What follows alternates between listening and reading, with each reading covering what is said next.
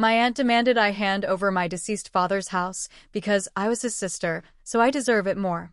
When I refused, she showed up with movers and smirked, "I'm taking what's mine." The neighbors watched as I pulled out my property deed and said, "Then let's see how fast the police make you leave." Let me tell you about the time my aunt tried to steal my dead father's house right out from under me. I'm not exaggerating. This woman really thought she could just take it. And when I refused, she showed up with a moving truck like she already owned the place. This happened in Amarillo, Texas. My dad passed away 6 months ago from lung cancer. He was all I had.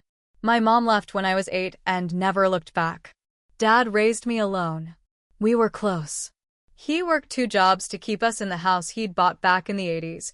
It was a small place with squeaky floors and a leaky faucet, but it was home. He fixed everything himself. He loved that house.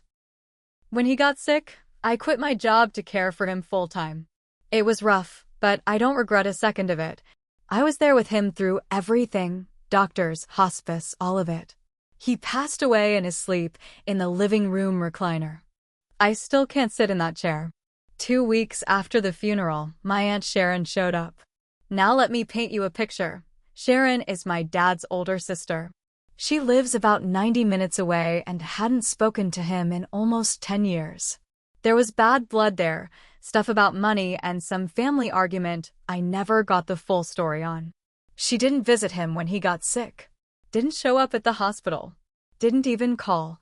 And she had the nerve to come to his funeral wearing all black like she gave a damn. I didn't speak to her that day, and I hoped that would be the end of it. But no. She showed up at my door with this fake sweet voice and a smug little smile. I could already tell something was up. "I need to talk to you," she said, like we were on some kind of equal ground. I just stood there, blocking the doorway. "About what?" She tilted her head, all innocent. "About the house. Your father would have wanted it to stay in the family." "It is staying in the family," I said. "I'm his son." She clicked her tongue. "But I'm his sister. I knew him longer. I deserve it more than you." I laughed. Like, actually laughed out loud. "Are you serious?" She didn't flinch. "You're young.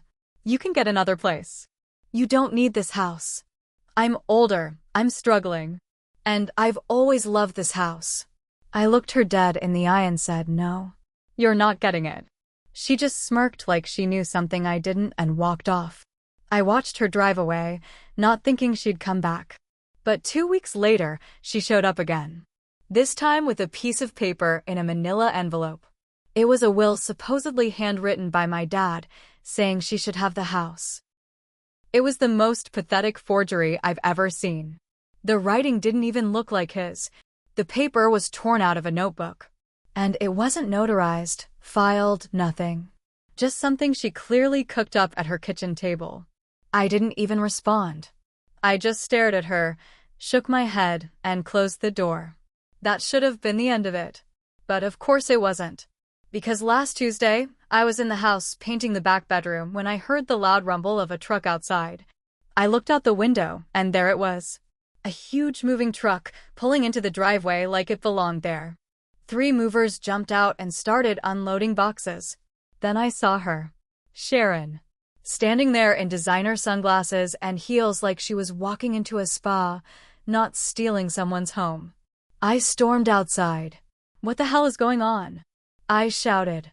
She didn't even blink. "I told you. I'm taking what's mine. You brought movers? Are you out of your mind?" "I'm done waiting for you to come to your senses," she said, waving toward the house. "I gave you a chance to do the right thing." The neighbors started peeking through their windows. A couple of them even stepped out onto their porches. "You're not coming in here," I said. "This house is legally mine." She crossed her arms. "I have witnesses. I have proof." I turned around, went inside, and grabbed the property deed from the kitchen drawer. I kept it handy just in case something like this ever happened. I stepped back outside and held it up. "Then let's see how fast the police make you leave." That wiped the smirk right off her face. She tried to convince the movers to keep unloading, but they weren't stupid. They asked if she had paperwork. She waved around her fake will, and one of the movers asked, "Is this even legal?"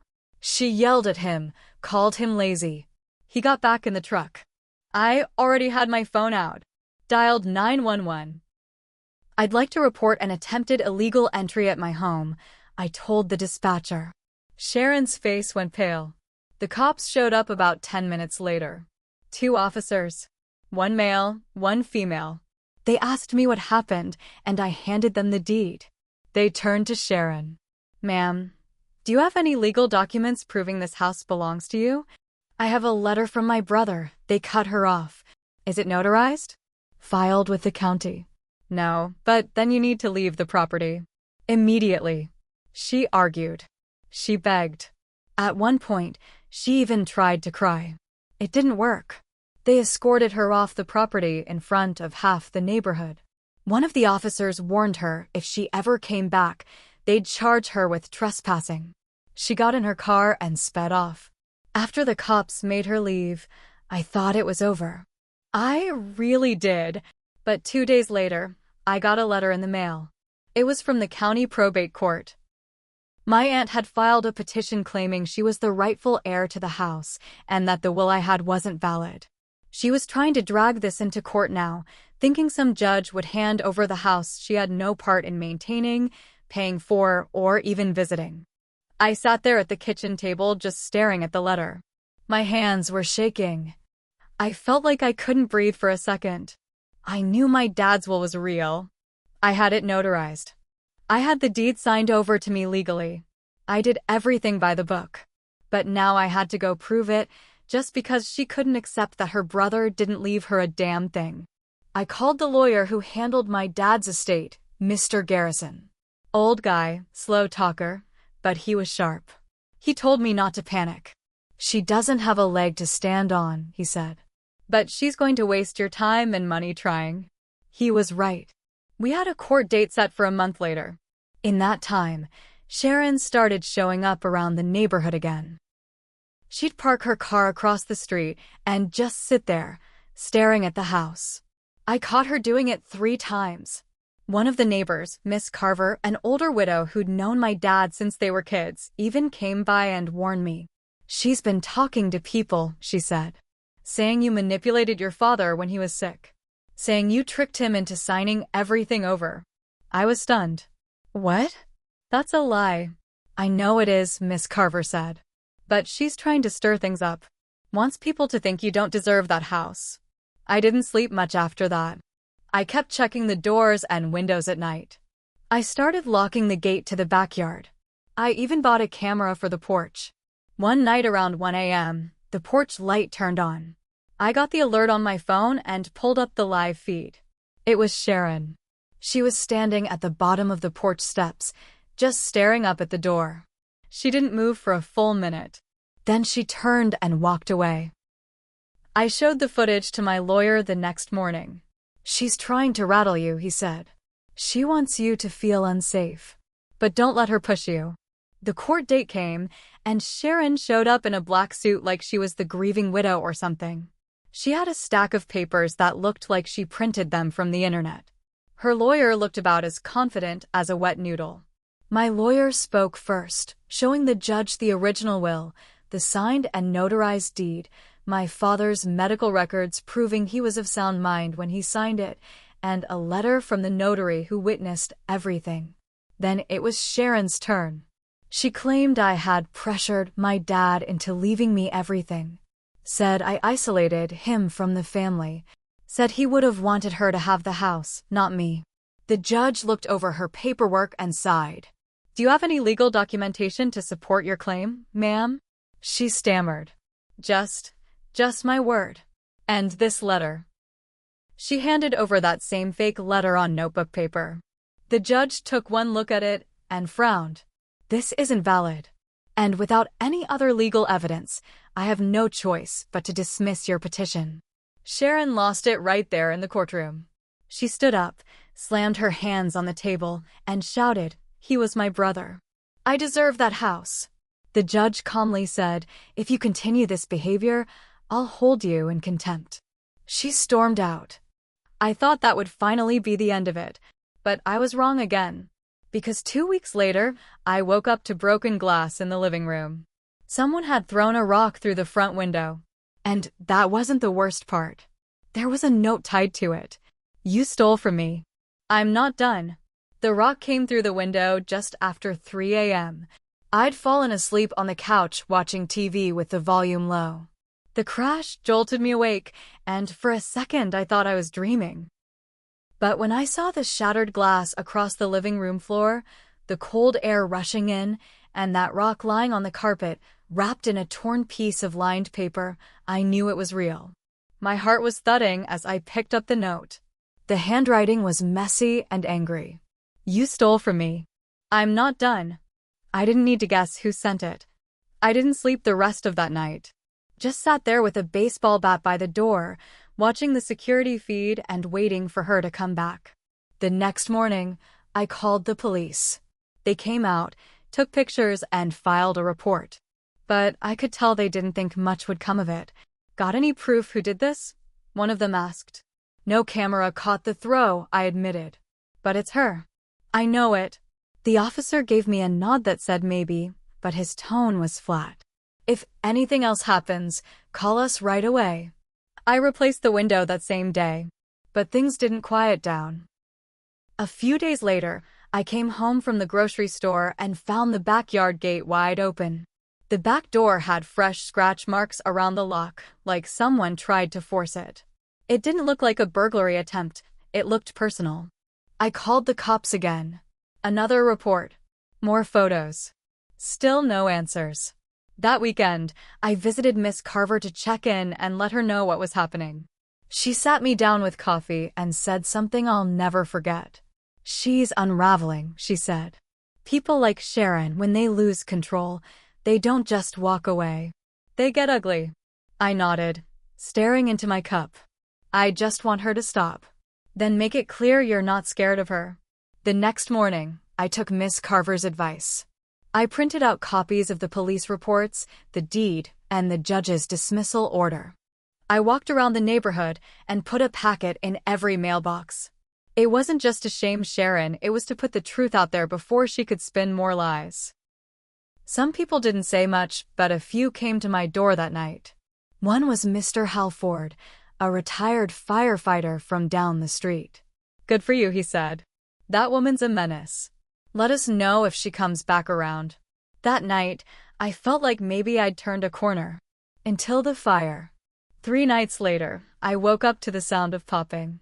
At first, I thought it was someone banging on the door, but when I opened my eyes, the room was filled with smoke.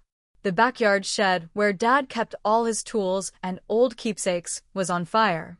I ran outside with a hose, trying to control it until the fire department got there, but it was too late. Everything in that shed was gone.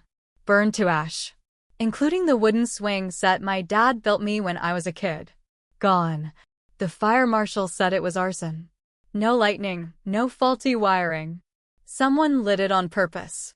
They couldn't prove it was Sharon, but I knew. I knew. I started sleeping with the lights on after that. Installed 2 more cameras. Put a lock on the inside of every door. She was trying to break me, and it almost worked. Until I found the envelope taped under my car windshield. No stamp. No name. Inside was a single photo. It was my dad, hooked up to oxygen, sitting in his chair 2 weeks before he died. And behind him, in the photo's reflection, a shadowy figure standing just outside the back window. She'd been inside the yard. Before he even passed. I must have stared at that photo for 5 straight minutes. My hands were shaking. My dad looked so thin, so tired in the picture. It was hard to look at. But that reflection in the window behind him, that was what stopped my breath. It was blurry, taken from an angle where the window barely caught it. But I knew that figure, that posture, that thick hair and stiff stance. It was Sharon. That photo was taken before he died. I sat down in the driveway, knees weak. She'd been lurking around the house while he was still alive. Watching us. Maybe more. I rushed inside, digging through drawers until I found the camera Dad used to use before he got too weak. It was an old digital one of those clunky silver ones from the early 2000s. I hadn't touched it since he passed. It still had the memory card in it.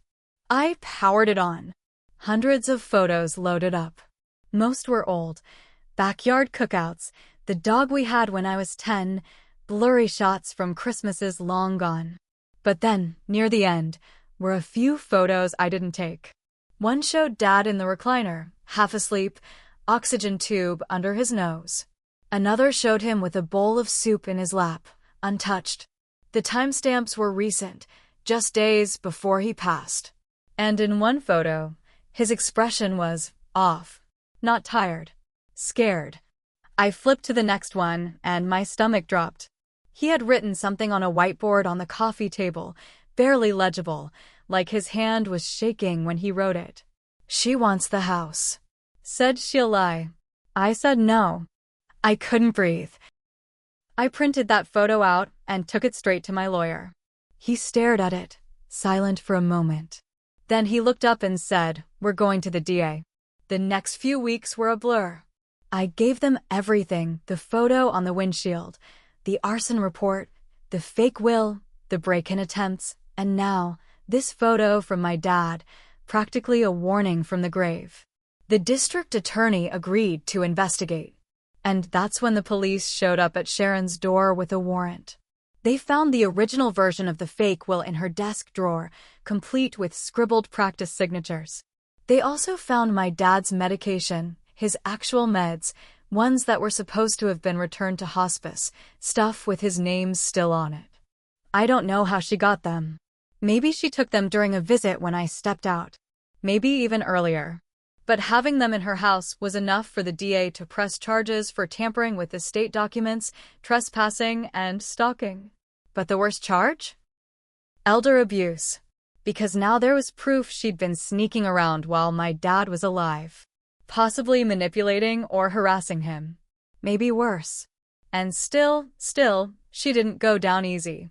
She bailed out of jail 2 days later and showed up at my house that night. I didn't hear her car this time. But I saw her face on the porch camera, staring dead into the lens.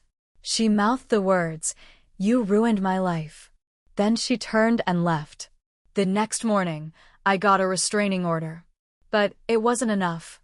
Because 2 weeks after that, someone cut the brake lines on my car. The morning I found my brake lines cut, something inside me snapped. I was lucky I saw the fluid under the car before I backed out. I'd planned to drive out to Canyon to meet my lawyer. If I had hit the road, I could have ended up in a ditch or worse. The mechanic who towed the car confirmed it. "Someone did this on purpose," he said. Clean cut. Probably used a knife or box cutter. That was it. I was done being scared. I was done playing defense. Sharon had crossed a line she couldn't uncross. I filed a full police report. They added it to her case. But I knew how slow the system moved. She was out on bail, probably still spinning stories, maybe even planning her next stunt. So I made a decision. I started digging through my dad's old paperwork. I found everything. Letters between him and Sharon from years ago. Angry ones. Threatening ones. Stuff she probably forgot he kept. I found a voicemail he'd saved on a tiny cassette recorder, an old model he used when he couldn't write anymore. In it, she screamed at him about how she was owed for everything the family took from her. He didn't say a word on the recording. Just let her rant. But at the end, his voice came in quiet and steady. "You're never getting this house, Sharon. Never." I gave all of it to the DA. 3 weeks later, she was arrested again. This time, they didn't let her out. The charges were now stacked. Attempted fraud, elder abuse, tampering, trespassing, arson, and now, attempted manslaughter. The brake line incident pushed it over the edge. In court, her face looked empty. Not angry. Not smug. Just hollow. I sat behind the DA's table and stared at her while they listed off her charges. Her public defender tried to argue she was emotionally unstable and grieving. But I'd seen grief. I lived with it every day since my dad passed. And it didn't look like what she did. She got sentenced to 7 years in state prison. 7 years. For all the lies, the break-ins, the threats, the arson, and the almost deadly sabotage. But here's the part that still haunts me. When they took her away in cuffs, she turned to me and said just loud enough for me to hear, "You always were his favorite. But you'll end up just like him." Alone. I didn't respond. I just watched her go. After she was gone, things got quieter. The neighborhood went back to normal. Miss Carver brought me peach cobbler the next day and said, "It's over now, honey." But I don't think it'll ever really be over. I still check the porch camera every night. I still keep that bat by the door. I still hear her voice in the back of my mind sometimes. But I also sleep better. The house is still mine. The same creaky floors, the same leaky faucet, the same porch swing Dad built. I've fixed a few things up. Repainted the shed. Replaced the front window. Put in a new garden, something Dad always wanted to do, but never had time. And every morning, when I walk out and feel the sun hit that porch, I say the same thing in my head. She didn't win. She tried everything. Lies. Fear. Violence. But she didn't win. And she never will.